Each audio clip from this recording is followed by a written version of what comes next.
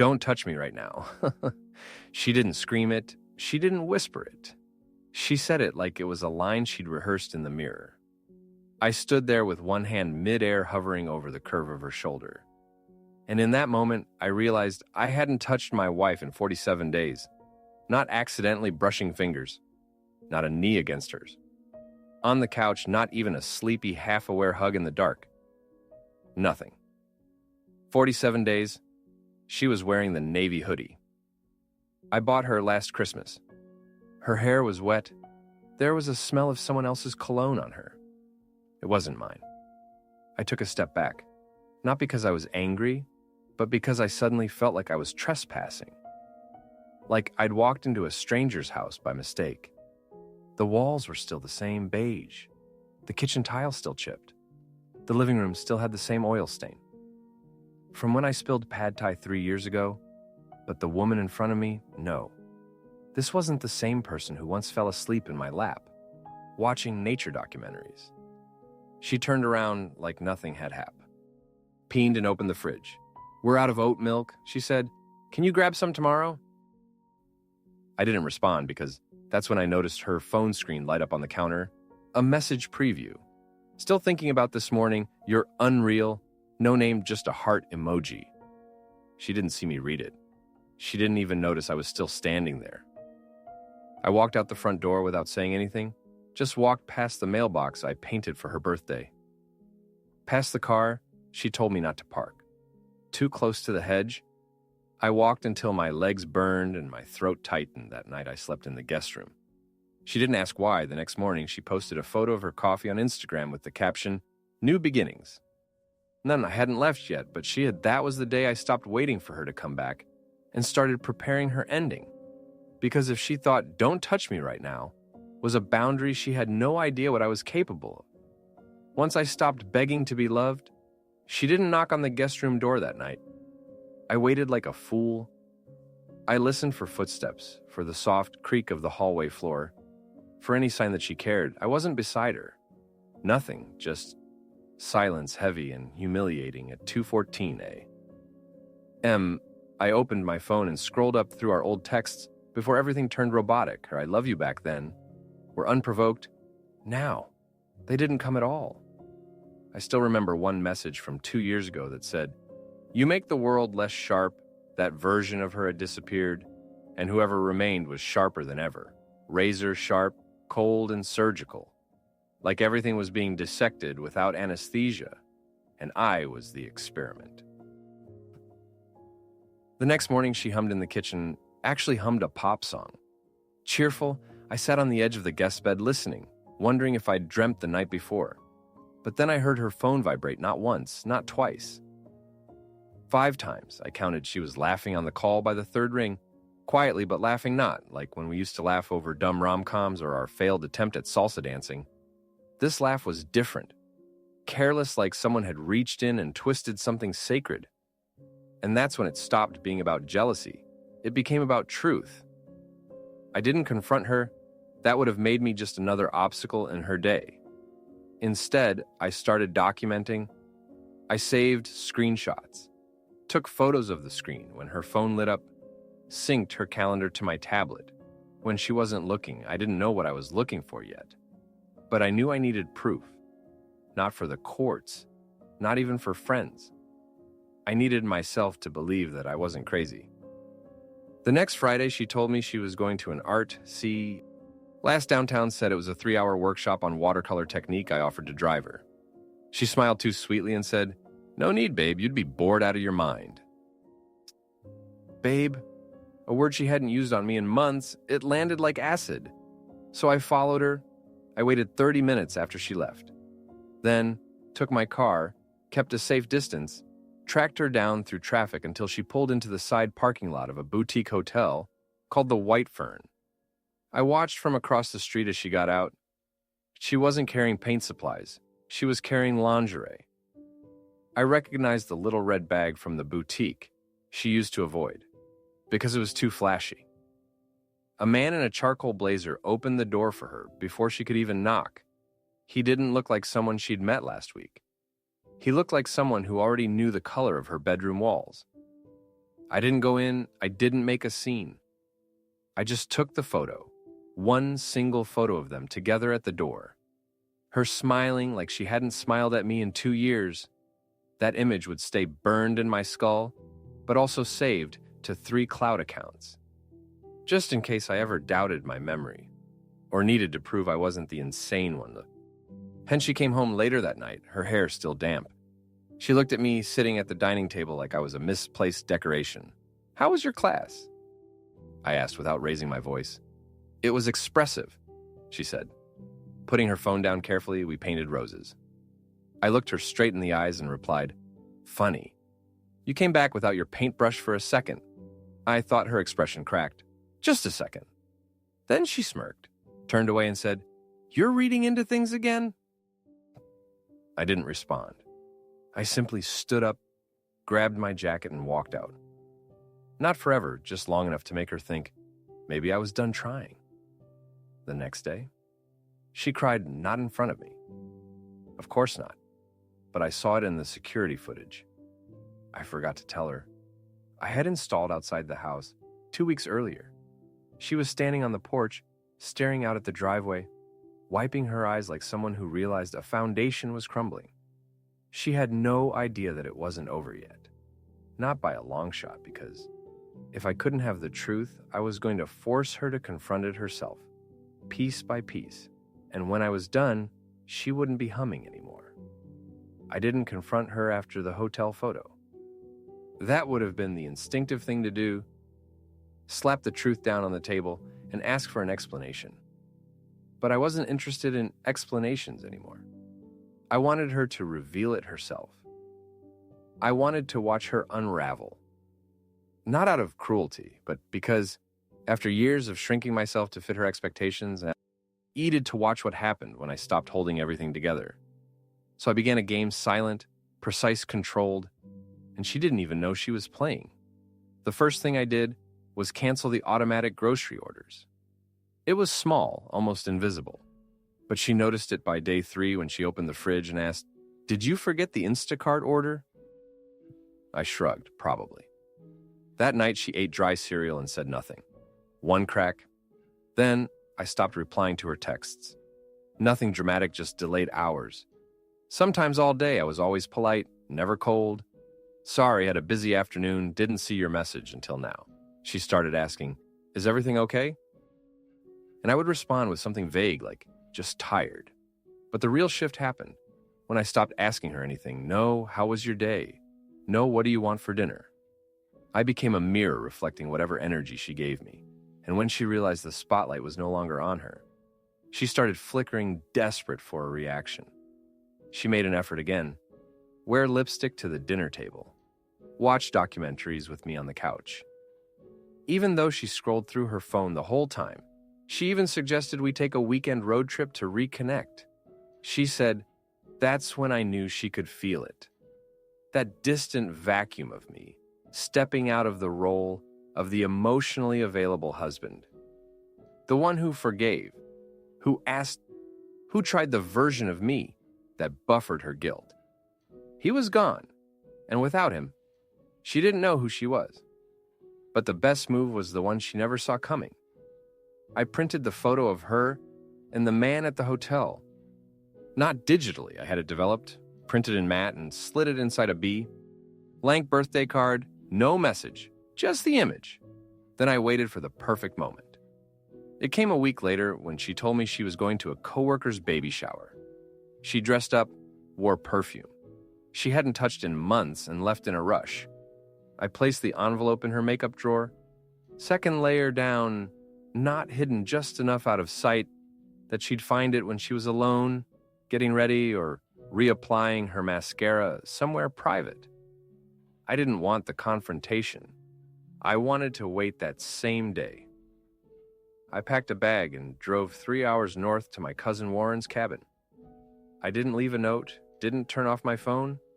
I simply became unreachable. I wanted her to sit with it.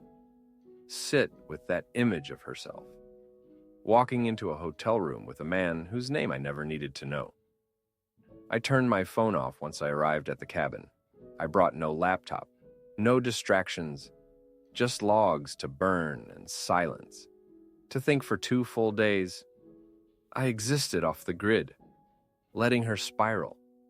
I imagined her tearing through the house, checking voicemail, maybe even calling my coworkers. I imagined the moment she found the envelope, opened it, and saw herself in it. Not a selfie, not something she could filter or explain away, but raw proof. When I turned my phone back on, there were 12 missed calls, 6 messages. The first 4 were mild. Hey, just checking in. Where are you? Then came, did you go through my things? And finally, a simple one. Please call me. I didn't respond. I wasn't ready. Yet the next day, I came home like nothing happened. She was standing in the doorway, barefoot, looking like she hadn't slept. Her eyes were rimmed in red, but she didn't cry in front of me. She never did. Why would you leave that photo like that? She asked, her voice thin. I walked past her, hung up my coat, and said, you always told me you hated surprises. I figured this one wouldn't disappoint. She followed me into the kitchen, asking questions I didn't answer. How long have you known? Did you follow me? Are you going to tell anyone? Her voice was quick, strained, afraid not of me, but of what might come next. I didn't yell, didn't accuse. I simply replied, there's nothing to tell you, already lived it. And then I poured myself a glass of water and left her standing there because the unraveling had only just begun. That night, she tried to reclaim control. It was subtle at first. She cooked dinner, something she rarely did anymore, and set the table for 2 like nothing had happened. Chicken marsala, candlelight, cloth napkins. I watched her light the wick with trembling hands and sit down opposite me. Like this was some twisted date night. Like the ghost of our old life could be summoned if she just performed the routine.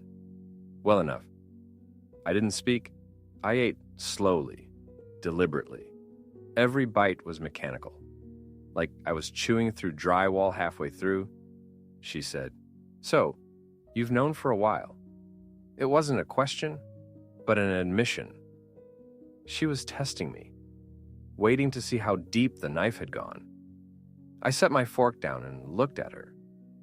Since the first time you told me you were tired, but your hair was freshly washed and your phone was dead silent. She flinched, not dramatically, but just enough for me to notice. He cracking her mask, she nodded, slowly pushed food around her plate, and then whispered something that I honestly think she hadn't planned to say out loud. I thought I could control it, that it would stay small. She couldn't even call it what it was. Not a mistake, not infidelity, just as if naming it would make it real. But I didn't respond. I had no interest in helping her confess. I wasn't her priest. Later that evening, I found her sitting on the floor in our walk-in closet, knees pulled to her chest, staring at the shoebox, where she kept old letters from me. Letters I hadn't seen in years. She didn't touch them, just stared at the box, like it was holding some ancient version of herself.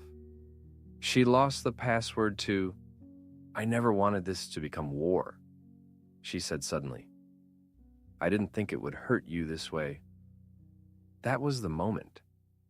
The moment I realized she had convinced herself that what she did wasn't violent, that stepping out of the marriage, lying sleeping with someone else and pretending to still love me, it was all forgivable because she hadn't thrown plates or screed, she believed, because she had been quiet about it.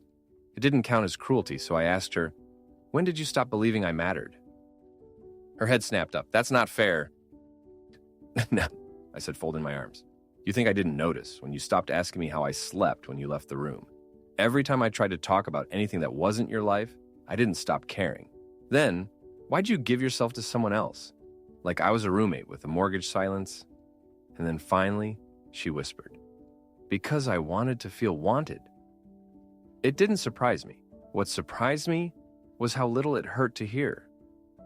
The next morning, I found her car keys still on the hallway shelf. She hadn't left. She hadn't gone to work. Instead, she sat on the back porch in the same hoodie from the night before, drinking coffee and staring at the yard, like it had answers. She didn't notice I was watching her through the blinds. That's when I made the second move.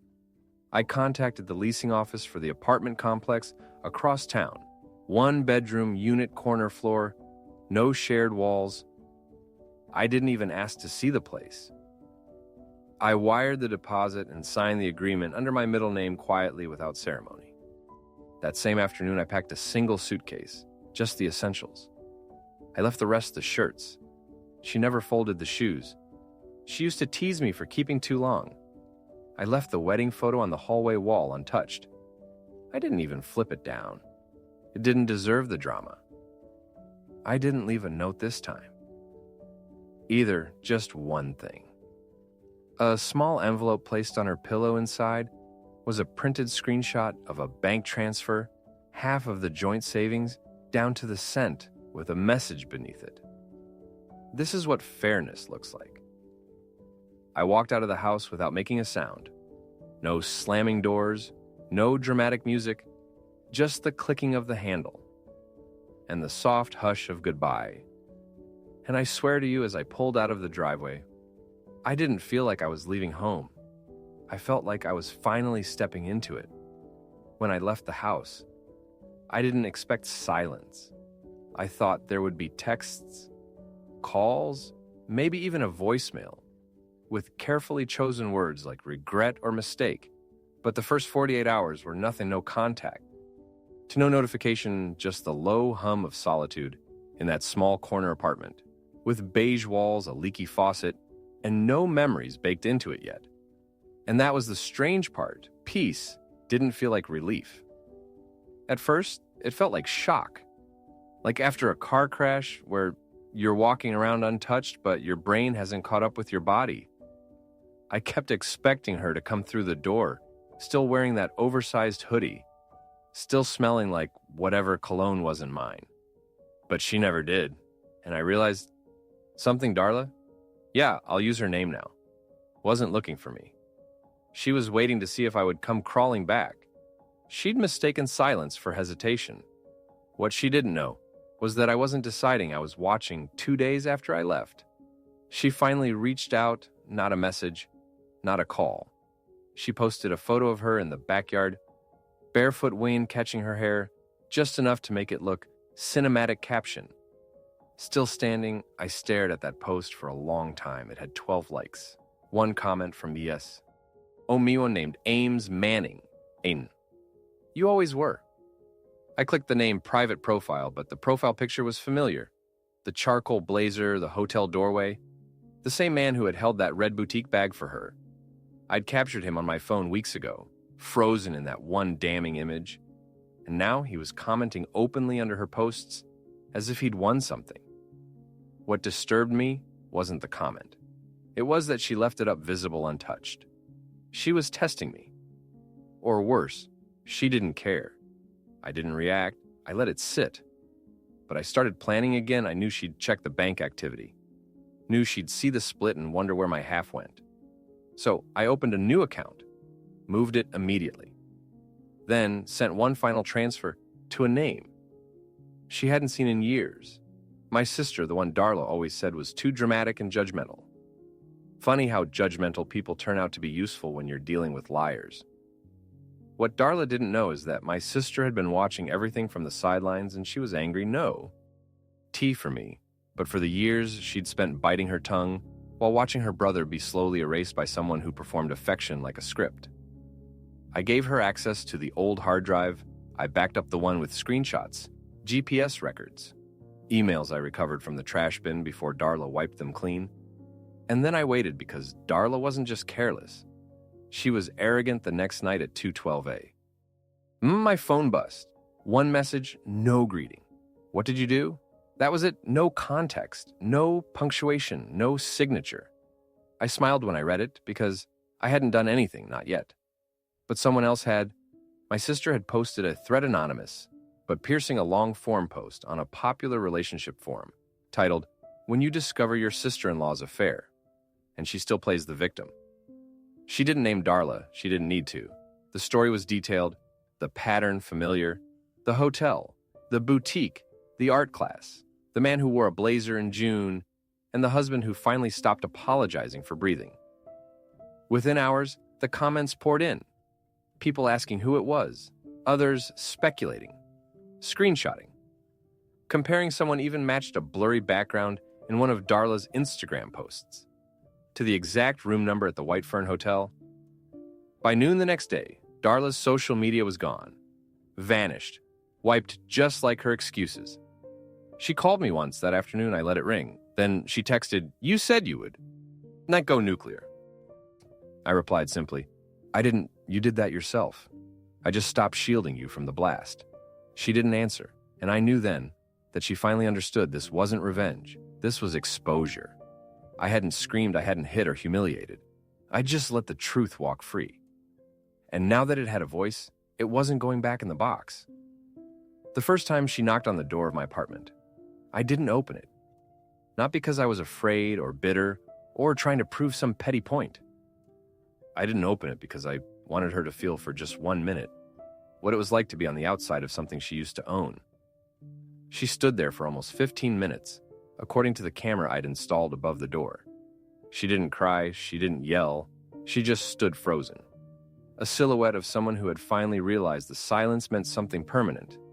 She didn't return the next day, but the world returned to her. Screenshots of the thread had made their way to people we both knew, quiet coworkers, distant family. Then her Pilates instructor sent me a message that just said, "I'm sorry." I should have said something months ago that went harder than it should have, not because I needed confirmation, but because it meant people had seen it happening and assumed I either knew or didn't want to know. That's the thing. No one tells you about being betrayed. It's not just the person who lies to you that hurts, it's all the people who watch them do it. The silence of witnesses can feel louder than the crime. But I didn't react, I didn't post, I didn't reply. I let Darla spiral in the vacuum she created because every move she made now is visible. I'd stopped shielding her, and it turned out without my silence to protect her reputation. The cracks were all anyone could see. 3 days after the threat exploded, she called again. I answered this time. Her voice was flat, like someone talking through a wall of smoke. "You think this makes you look strong?" I didn't respond immediately. I let the question linger. Then I said, "No, I think it makes me look honest." She scoffed, but it sounded hollow. "Do you know how much I've lost in a week?" "You mean attention that landed?" She went quiet for a moment. I thought she hung up. But then she said, slower this time, "You're acting like you never made mistakes." And I think that's the part one remember most about that conversation. Not the defensiveness, not the failed accusations, just that line, "You're acting like you never made mistakes," as if her betrayal had been some counterbalance to imagined sins I'd never committed. I asked her, "What exactly did I do wrong?" "Darla, did I forget to change the oil on your car? Did I not notice your new haircut fast enough? Did I love you too quietly while you ran out of reasons to respect me?" No answer. I continued, "Because if you're looking for justification, you're going to need to invent a better story than "you didn't inspire me" anymore." The silence after that wasn't uncomfortable. It was clean surgical. And then she said something that surprised me. "I want to go to counseling just to understand what went wrong." I didn't laugh. I didn't yell. I just replied, "I already understand." She asked what I meant, and I told her the truth. That some people don't cheat because they're unhappy. Some cheat because they can't handle being loved without chaos. That she needed friction to feel real. And when I gave her peace, she turned it into emptiness. "You didn't love me wrong," she whispered. "You just loved me in a way I couldn't return." And there it was, the most honest thing she'd said in 3 years. I ended the call with no bitterness. No dramatic farewell, just a simple, "Please don't come here again. There's nothing left to recover." But she did come again, just not to see me. She showed up at my sister's place that weekend. My sister called me livid, saying Darla had knocked on her door and asked to clear the air. My sister told her to clear the sidewalk instead. And when Darla didn't move, she handed her a sealed envelope. I had no idea what was in it. Until later that night, it was a print out of a group chat. When I hadn't seen before, it included several of Darla's friends, one of whom had decided finally to send it to us. The messages were dated from months ago, screenshots of her bragging about how checked out. I was joking about the hotel weekends, laughing about how she could train him to disappear without a fight, that one made my hands shake. Not from sadness, from vindication. Because you can question memories, you can even question motives. But screenshots, they're gospel. I stared at the line about me disappearing without a fight and said aloud to no one, "You were right about one thing. I did disappear, but the fight that he was just getting started." I didn't expect her to show up at my office. Not after the screenshots, not after everything. But she did dressed in black, like she was attending the funeral of a version of herself that never truly lived. She didn't ask to speak to me, she just waited by the elevator, arms crossed as if hoping I'd come down and magically unsee everything she'd done. My coworker Phil came into my office and said, "There's a woman downstairs, so she won't leave unless you talk to her." I didn't respond. I stared at the window for a full minute. Then I stood up, walked to the break room, poured myself a fresh cup of coffee, and sat back down. 10 minutes later, she left that night. She texted me, "Please, 5 minutes, just 5. I ignored it. I wasn't trying to punish her. I wasn't playing some game. I simply had nothing left to give. Whatever love I had stored for her had burned itself out somewhere between the hotel receipt and the line about training me to disappear. And now she was just someone I used to know the middle name of. But the next message, that one I couldn't ignore, I'm not with him anymore. I stared at it. Not because it changed anything, but because I realized what she was trying to do. She thought this was about him. Like if she cut off the affair partner, the bridge to the past would magically be rebuilt. So I replied with the only thing I could say that still carried weight. I wasn't destroyed because of who you slept with, Darla. I was destroyed because of how easily you watched me fall apart and said nothing. She didn't text again that night. But she posted the next morning an old photo of us, taken 3 years ago at a lake in Montana. I was holding a fish I didn't catch. She was laughing in the background. The caption said, "There are things I can't fix, but I'll never forget the quiet way he held everything together." That post got over 200 likes, including one from her ex-affair partner. It was almost poetic. She was trying to repaint the past in public shades of nostalgia, as if that could soften the truth.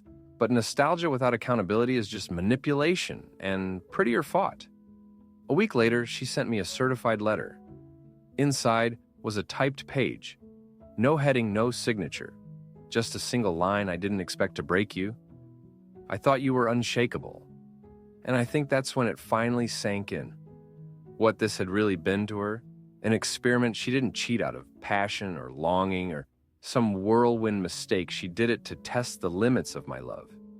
And when I didn't collapse the way she expected, when I rebuilt myself in silence, she didn't know how to grieve what she'd broken because she never wanted to lose me. She just wanted to see how far I could bend before I shattered. But I never shattered. I vanished quietly, entirely, without fireworks, without warnings, just gone. And now, she was the one walking there. Oh, the ashes of something she thought would never catch fire. A few days later, I got another letter, this time from a lawyer. She'd formally submitted for divorce. No dramatic scene, no pleading, just paperwork, neatly folded clean. She signed it with her full name, not Mrs. Merritt, just Darla Halbridge.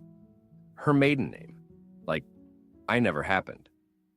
I signed the papers, drove them to the post office myself, mailed them with no return address. I didn't need her to know where I was. She already knew what I'd become, the man who stayed loyal longer than she deserved, the man who left quieter than she expected, and the man who in the end didn't just walk away. He disappeared through every door she thought she locked shut. It's been 6 months since I last saw her. Not in person, not online, not by accident, just nothing. She disappeared from my radar, the same way I disappeared from hers, all those years ago. When she stopped seeing me as a person and started seeing me as furniture background noise, something steady she never had to earn. And that's the strangest part of it all. I don't hate her. I thought I'd carry this bitterness like a second spine, but it never came. Not even when I found out she moved to another state. Not even when a mutual friend told me she started seeing someone new quietly this time. No posts, no drama. She finally learned the cost of being careless with someone's soul. But by then, I had already healed more than I expected, because something changed in me after I signed those papers. Not dramatically, not like in the movies. There was no euphoric moment, just a slow, quiet return to myself. The self I hadn't seen in years. The man who used to laugh without waiting for permission. The man who made pancakes at midnight just because the craving hit the man who used to paint in the garage. Even though he wasn't any good at it, I started painting again, bad landscapes, mostly sunsets, that looked like melted sherbet trees with too many branches. But I loved it. It reminded me that doing something purely for joy is an act of rebellion in a world that teaches us to measure everything. I made new friends, not the kind who ask what happened, but the kind who ask what's next. One of them, her name's Mallory, runs the bookstore near my new place. I met her when she caught me rearranging all the books by color instead of genre. She didn't get annoyed. She laughed and said, "I do that when I'm avoiding something too." We started talking, then walking, then sharing things. We didn't even know we still remembered. I told her about the divorce on the second week. I didn't want to pretend I was anything other than exactly what I was, someone healing. She didn't flinch. She just nodded and said, "You don't look broken, you look rebuilt." That line stayed with me because for the first time in a long time, I did feel rebuilt. Not glued together, not patched, just whole differently shaped, but whole last weekend. I visited that same lake in Montana, where Darla and I once took that photo, not for nostalgia, just because I needed to prove to myself that I could return to the scene without carrying the weight of her with me. And I did. I stood there on the dock. Same spot, same breeze. But this time, I wasn't holding a fish. I didn't catch. I was holding a small canvas in my hand. When I painted the night before, nothing fancy, just the lake and the trees, and a man standing on the edge of it, not waiting.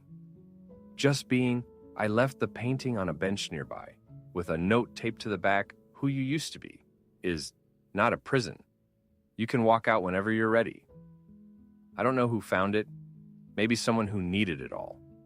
I know I didn't need closure from her, because I gave it to myself, and that was the most peaceful goodbye I've ever